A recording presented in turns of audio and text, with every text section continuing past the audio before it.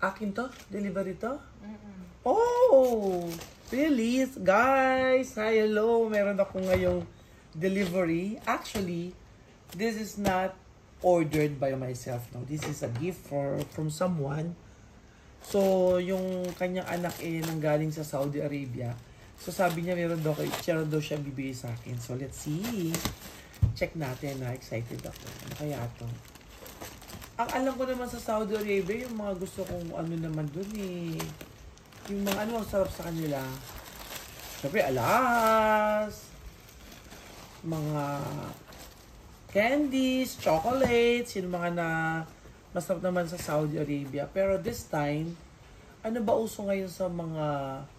No, galing siya sa Dubai, na Saudi Arabia. So, ang iniisip ko, kung ito talaga yon na galing sa kanya, so most probably, this is Daisy Hijab. Oh, Daisy Hijab. Stay Muslima and Jamila. Oh, magstay doon ng Muslim at maging maganda. Yun ang ibig sabihin nun. This is a company, stay manatiling Muslima, babaeng Muslim, at Jamila. Ibig sabihin ng Jamila is maganda.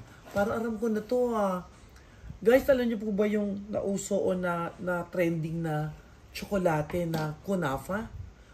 I'm thinking na ito yun Sige. Tan. Oh. Pop.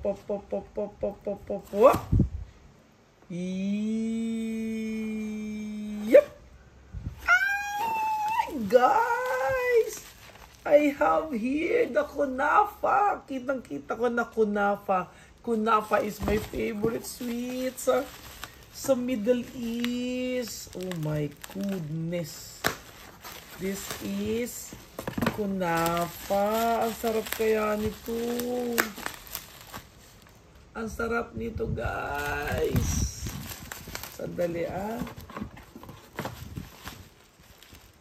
Tignan natin kung yung cameraman ko lapit ang lapit. Malayo ako nung palayo sa kanya.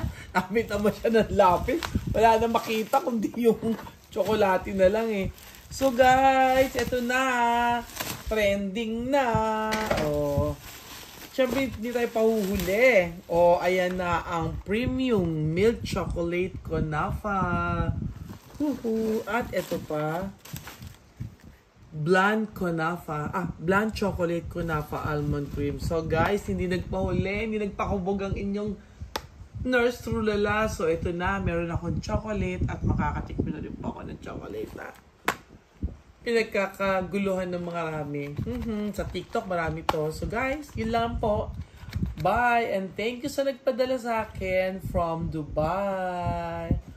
Mwah!